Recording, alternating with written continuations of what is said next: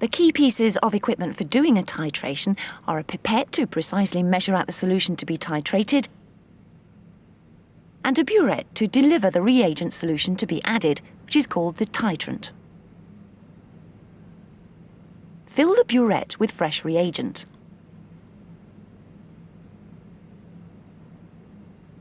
Place a beaker under the burette, turn on the tap and run out the reagent until the meniscus reaches the 0 mark or a lower graduation mark that can be viewed easily. Sometimes lighting effects can make it difficult to judge the position of the meniscus. To overcome this problem, some burettes are made with a coloured strip down them. The strip appears to narrow to a point behind the meniscus.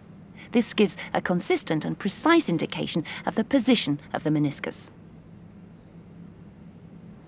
A simpler alternative is to use a piece of black and white card, which makes the meniscus completely dark and easy to read. Whether such aids are used or not, always have your eye level with the meniscus and read the position of the bottom of the meniscus.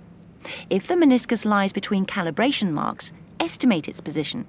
In this case, it's 4.61. Record the initial reading.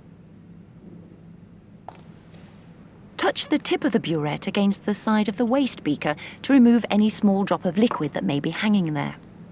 Position a white tile under the burette. Add a few drops of indicator to the solution to be titrated, in this case an alkali of unknown concentration.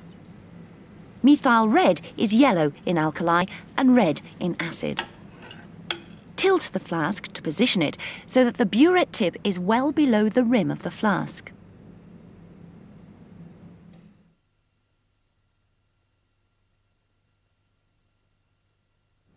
Start with a rough titration of the contents of the flask against the standard reagent in the burette, in this case a standard acid.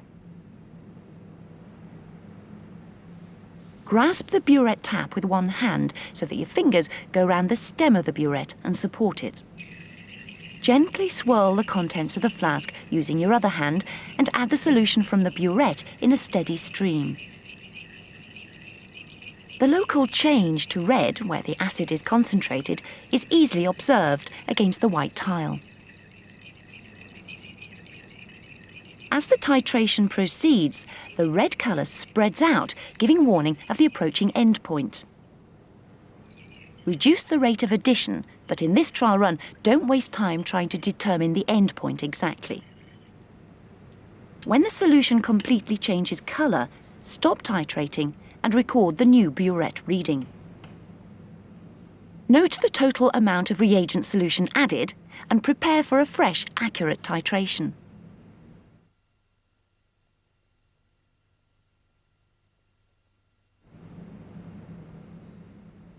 Repeat the titration procedure, but this time add the reagent quickly until a volume has been delivered that is 2 to 3 cubic centimetres less than the amount used in the trial titration. Now reduce the rate of flow to about 4 drops a second and gently swirl the contents of the flask. As the area of local colour change begins to grow, slow down the rate of delivery. When a single drop causes a large area to change colour, the end point is close. Now wash the sides of the flask with distilled water to make sure that any splashes of reagent are transferred to the bulk of the solution. For maximum accuracy, now add the reagent half a drop at a time by letting a drop begin to emerge from the burette, closing the tap, touching the droplet on the side of the flask, and washing it into the solution.